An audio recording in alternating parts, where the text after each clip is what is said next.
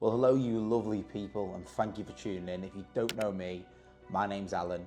I'm an entrepreneur based in the UK, or am I based in the UK? Well, yes, as my permanent residence, I am. However, if we look at this note that's upside down, does anyone know what this is? This is Norwegian krona. So you've sort of guessed where I am.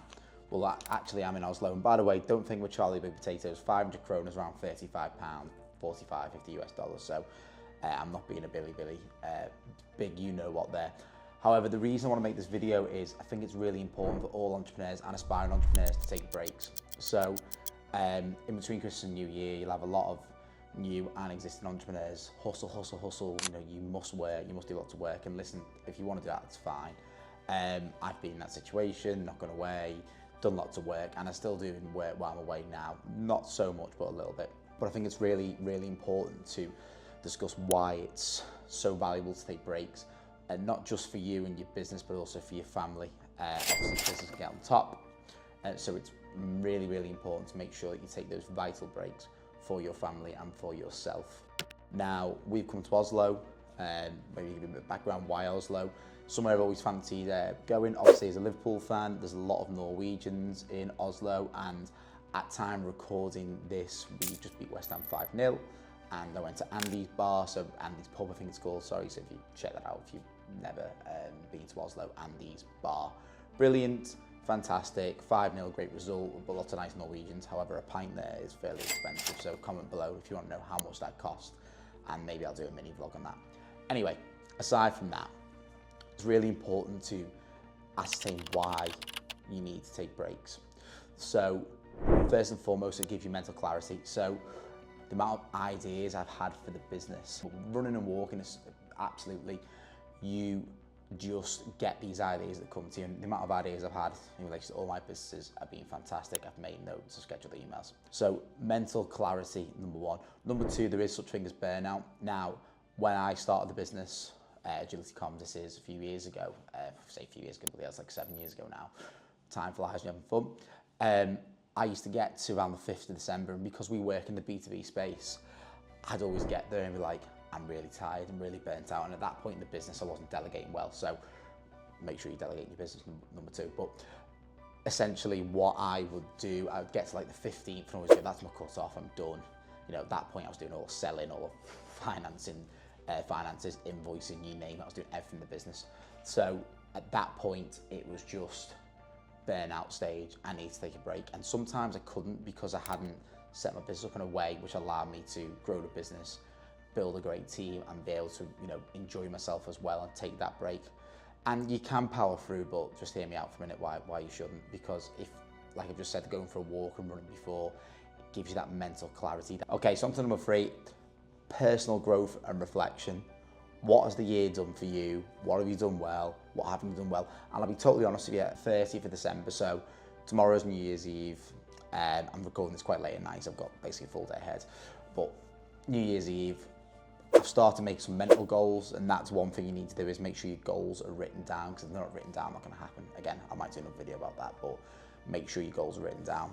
And I'll be planning for the year ahead. Again, I've got a mental plan. I need to put it in on a piece of paper. I need to share that with my team, what the strategy is, and then the management of our business will be able to execute that strategy for the calendar year. So reflect on your personal growth and what you have done well, and more importantly, what you haven't done well. That is so key. Again, if you're asking me, what have we done well? Again, I'll be here all day, to be honest with you, with what we've done well, what we haven't done well. But it's probably, I reflect more on what we haven't done well at all. So again, personal growth is so important in your business. On top of this, cultural experience and exposure are so important when it comes to taking that break, giving you that mental clarity towards your business, giving you fresh ideas as an entrepreneur. For example, I went to a coffee shop today, walking around with the family, and we went in and it was all self-serve. Now, listen, you can go to, a Starbucks on the go in the UK and in Euro garages and get your coffee, but you've still got to pay. Again, the feel I'm trying to give you is this was literally self-serve. You go in, you walk around, there's pastries and anything you would get in a normal coffee shop like Starbucks or Costa or your local, whatever it is, and you literally go to the desk with no staff whatsoever. which I just thought was so cool. Now, listen, in certain countries, I won't name countries to be disparaging towards any countries, but you know, UK, my country's example, I don't see how that would really work. I think that's up for abuse. However, that inspiration and exposure just, if you're starting another business, for example, it gives you those ideas of, right, how can I apply this to my business? Now, my business, Agility Comms, where I'm working day to day really at the moment, putting all my time into. I don't think we could do a self-serve phone system where people come in and take it. Again, it's a poor example, but you get where I'm coming from with this.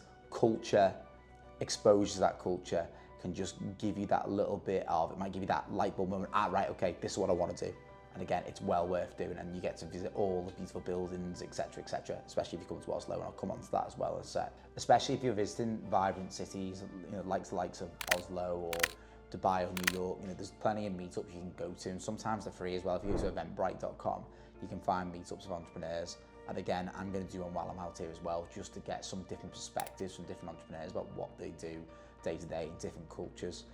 Again, you don't need lots of money to do them. Listen, some of them you do, you know, you go to some meetups or courses or masterminds, whatever you want to call them, and go and learn about acquiring businesses, or you go and learn about how to buy property with no money down, and you know, they cost you a lot of money, and sometimes it's worth the investment. I know a lot of people have done well off them, and it's something maybe I'll consider doing as well, you know, for my audience, but also paying for other courses. You know, you earn a lot more if you learn more. It is so simple.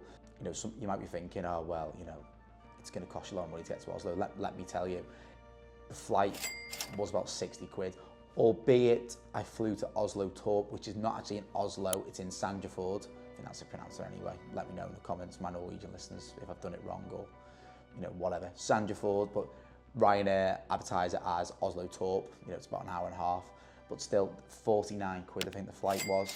The Airbnb I'm staying in, which is, I think it's 3-bed, because again, we've brought a load of family with us. I think for about 5-6 days, that was 900 quid. So, and again, I'm about 0.7 miles from the centre, so, you know, 15-minute walk. So again, if money is tight for you, for example, and you are on your entrepreneurial journey, just go on skyscanner.com, find a city you're interested in. And, if, you know, for example, I looked at Copenhagen for this trip, somewhere I've been, somewhere I love, and the value wasn't there in terms of the flights, and the flights were £350, and the hotels and the apartments were just silly money. So Oslo is somewhere I've always wanted to go. Again, there's a big affiliation to Liverpool FC out there as well.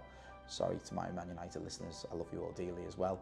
But you don't have to spend big money as well. So if money is an issue at the minute, see what you can do, see what you can get together, because this trip could be the turning point in your journey as well. I think it's key, just before we finish up, to explain why work-life balance is so crucial. So listen to this, whether you're an entrepreneur now, whether you're a 6, 7, 8, maybe 9-figure business, we're all learning, absolutely. Or you know, you're on your journey, or you're starting your journey, or you're looking to start your journey. Again, my journey started from the corporate world, corporate rat race I call it, leaving to start my own entrepreneurial journey. And you could be on that way, you're a high-paid corporate executive. Like my equivalent trip that you might take on was to Mallorca before I started the business, for example. Again, story for another day. But work-life balance is so key. I used to think work 14-hour days, work really hard, and sometimes you have to put them days in still, don't get me wrong, but you do not have to work yourself into the ground or even into the grave, because there's so many entrepreneurs out there who just work so hard, and you know, basically croaked it very early. Again, work-life balance is so crucial in your journey. If you don't take it seriously, it will come back and bite you on the you-know-where. So work-life balance, make sure you embrace it and make sure you take them short trips. Remember, don't forget about your family as well. You know, if you've got a family, you've got a girlfriend, you've got kids, whatever, you know, as an entrepreneur, they do get neglected as well.